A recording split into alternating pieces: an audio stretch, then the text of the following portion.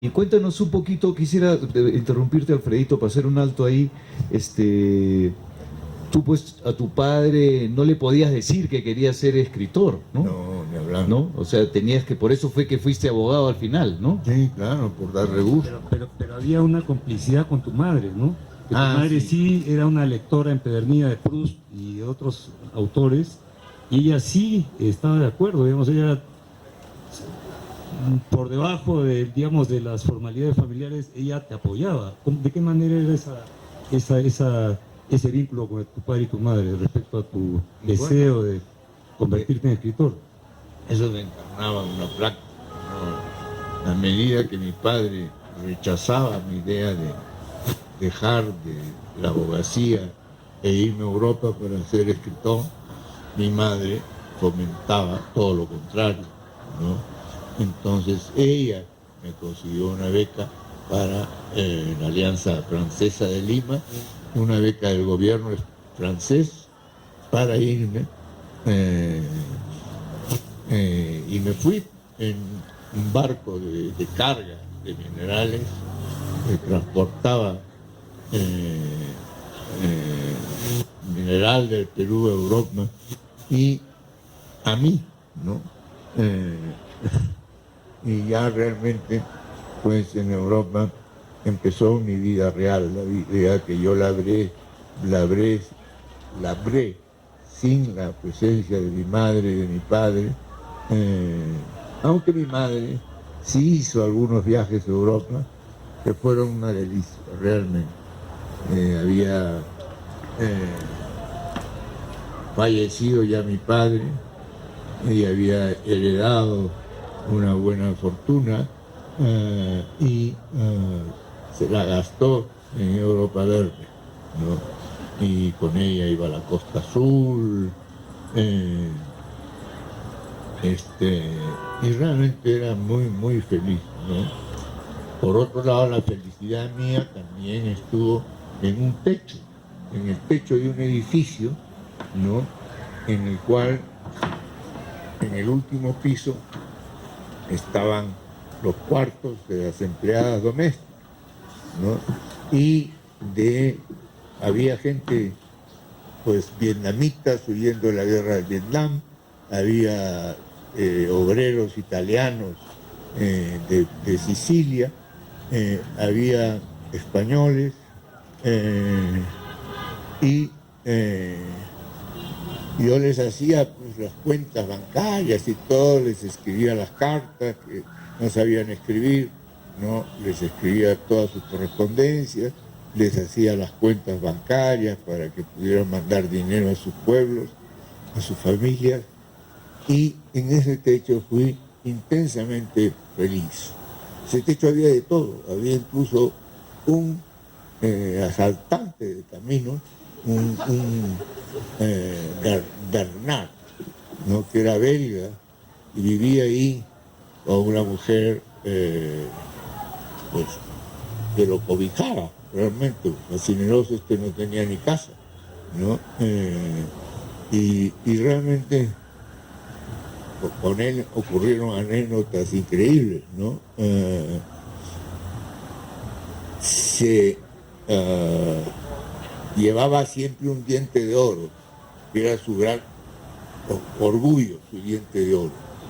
Y un día que llegó borracho al techo, se fue al baño, que era un baño para todos, ¿no? Y se vomitó y se le cayó el diente en el water, ¿no? Y ahí nos tenían ustedes a todos los del techo metiendo la mano con linternas y todo para buscar el tesoro del asaltante de caminos, Bernard, no lo olvidaré nunca, y lo mataron después de un robo en la carretera Bélgica, ¿no? Porque él era belga. Y así transcurrieron estos años. Alfredo, si me permites, bueno, ese texto está aquí en este permiso para retirarme. Hay un texto maravilloso que se llama precisamente hace alusión a los años felices. Te he escuchado decir en alguna ocasión que tal vez esos fueron los años más felices de tu vida y tal vez los años más pobres de tu vida también, porque vivías con mucha precariedad, pero rodeado de gente que te hacía feliz, ¿no? Era muy feliz la vida mía en ese techo, realmente feliz, ¿no? El texto que has escrito y que está publicado aquí se llama "De visita por mis techos". Se refiere a ese techo maravilloso de París, que es, bueno, ya mitológico, porque también le dio lugar a Alfredo para fabular una parte de la historia de Martín Romaña, ¿no? O sea, algunos de los personajes de Martín Romaña aparecen ahora en la historia de la vida real de Alfredo. Entonces uno empieza a entretejer ficción y realidad, ¿no? Claro. Sin embargo, la ficción de Alfredo no es del tipo de la ficción que se está publicando mucho ahora, esta autoficción, digamos, ¿no? Digamos, el personaje Martín Romaña logra despegarse de la imagen de Alfredo Bryce Echenique y crea una ficción maravillosa que fue muy elogiada en el acto que hubo en el Instituto Cervantes de Madrid por Joaquín Sabina, que dijo, voy a recordar las palabras, que no recordaba que ningún otro autor hubiera escrito páginas tan maravillosas en su propia lengua, en nuestra propia lengua, en el español, y que son páginas que conmueven y que hacen reír, que provocan la sonrisa a la vez que la conmoción del lector. Y Sabina pues elogió mucho este talento de Alfredo de hacernos vivir estas tragicomedias que se ven envueltos sus personajes. Sin embargo, aquí encontramos que hay un entronque con la vida real. Es así, Alfredo, ¿no es verdad? Sí, claro. Ahora, saltando a otros temas, quería preguntarte por esos viajes a Tarma. Bueno, ya se ha hablado bastante, pero no ante este público, ¿no? Esos viajes que hacías con tu padre. Sí, pues eran unos viajes muy felices porque mi padre, que era el hombre más callado del mundo, tan callado que una vez que fue a la peluquería, el peluquero le dijo: "Don Francisco, ¿cómo quiere usted que le corte el cabello?" Y mi padre le respondió sin hablar,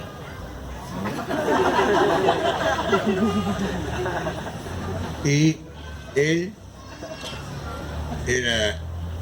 había vivido en Jauja desde los 4 años de edad hasta los 18, en que se embarcó en barco mercante y pues dio la vuelta al mundo, estuvo en todos los continentes y de ahí trajo un anecdotario que se hubiera quedado solo para él, si no es porque mis tíos, que lo querían mucho por este hombre pues introvertido, pero bueno, en el fondo muy bueno y trabajador incesante para el bienestar de sus hijos, ¿no? Él pues viajó por el mundo y tenía una serie de historias que contar de su vida como navegante y como visitante de muchos países del mundo entero. Sobre España, por ejemplo, tenía una anécdota increíble, ¿no? Que fue torero y un día lo cogió el toro y lo tiró al tendido y cayó sobre una vieja y la mató, ¿no? Después contaba que en la India había estado también en una ciudad pequeña, un pueblo casi, donde las mujeres tenían los pechos tan largos, tan grandes, que los hombres afeitaban sus navajas, afilaban las navajas, ¿no? Pero era un contador de historias, fue un narrador oral tu padre. Sí, un narrador. Pero era introvertido a la vez. ¿Y cuándo contabas estas historias? ¿En ocasiones especiales? Sí, reuniones familiares que mis tíos, primos, amigos de la familia, pues le incitaban a contar, ¿no? Le daban copas y más copas para que se soltara, ¿no? Para que rompiera la timidez. Para que rompiera la timidez y su silencio eterno, ¿no? Pero Alfredo, entonces hay un antecedente, este narrador oral que era tu padre, bueno, te ha dejado una huella, ¿no? Pero tus textos están impregnados de oralidad. Una de las características de la obra literaria de Alfredo Bryce es precisamente esta maravilla de que experimenta el lector de sentir que hay alguien que le está contando una historia, como si fuera un relato oral. Esa oralidad la has recibido tú, pienso yo, es una especulación mía, ¿no? Sí. Es probablemente un resultado de esa experiencia temprana tuya de oír estos relatos fabulosos de tu padre, ¿no? Claro, claro que sí, claro. Y eso es lo que me gustaba a mí de los viajes por los Andes centrales. Veníamos a Huancayo mucho. Claro que sí. A mí me pasó un percance tremendo. Una vez que fuimos a desayunar a un lugar que se llamaba el Olímpico, que creo que existe todavía. Pues ahí pedí una butifarra, ¿no? Y cuando la estaba comiendo salió algo raro. Y era una gilette metida dentro de la carne del cerdo, ¿no? Y bueno, Un cerdo con filo. sí, un cerdo con filo.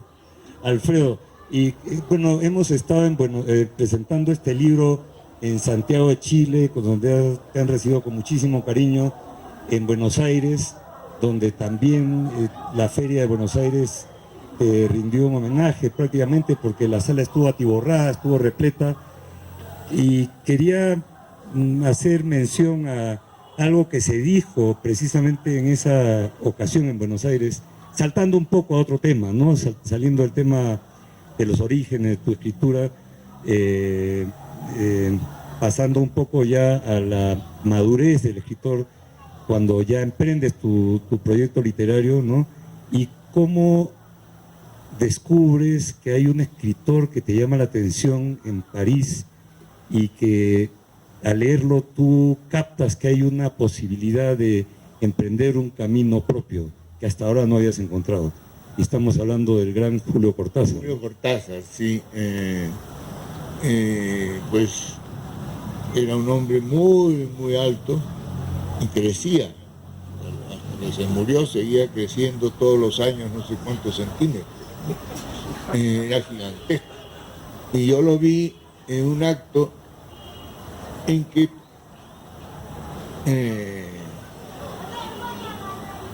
tomaron la palabra Mario Vargas Llosa y Jean-Paul Sartre, el gran intelectual francés, contra la guerra del Vietnam. Y ahí estaba entre el público parado Julio Cortázar